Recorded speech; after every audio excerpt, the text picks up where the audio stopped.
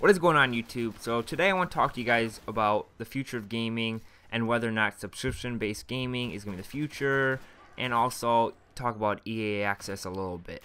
But before we get started, make sure to like and subscribe button. It'll really help my channel, and let's jump right into it. So last week EA unveiled EA Access, and what this is basically Netflix for gaming. And this is the first option that there is publicly. And what it is you pay $5 a month or $30 a year to get access to a limited amount of EA games. And the games that you get currently are Battlefield 4, FIFA, Madden, and Peggle 2. And then you also get 10% off all future games and DLC and digital content, stuff like that.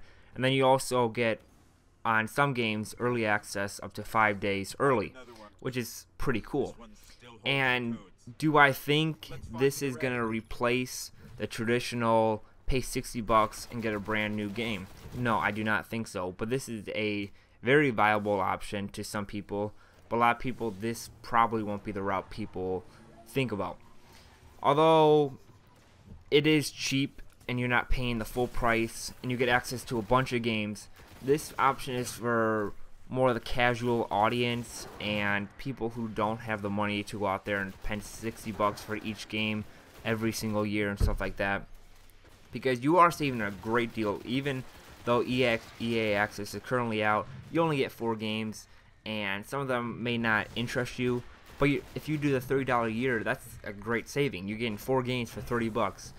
And I also want to note that once you get the subscription and say you end it, you do lose access to those games. So you can't just pay $5 a month and get access to all the games and then cancel it. That's not going to work.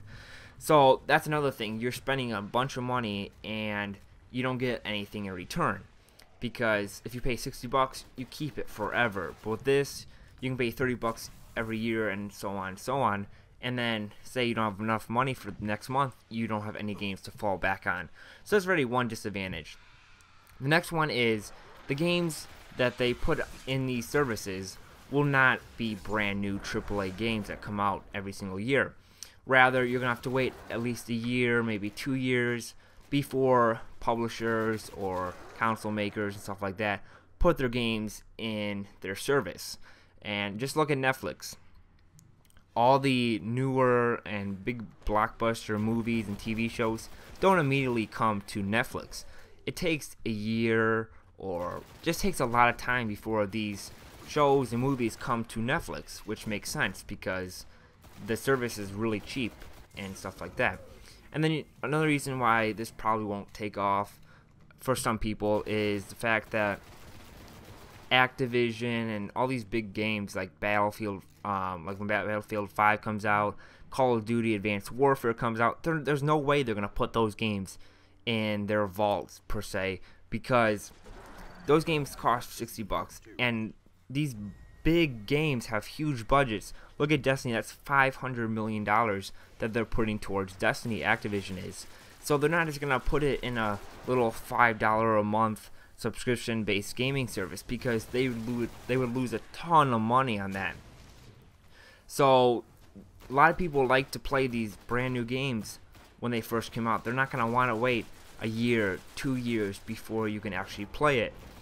And even if you do look at the movie industry and the music industry that have these services, if you look at the music industry first, and they got Pandora, Spotify, stuff like that you can pay for monthly, and you get access to a bunch of music and stuff like that. People still go on iTunes, Google Play Music, Amazon, and they still download the songs individually. If you look at the movie industry, people are subscribed to Netflix and stuff like that, but then they also go out there and pay for Blu-rays and DVDs. They also go to red boxes, rent movies.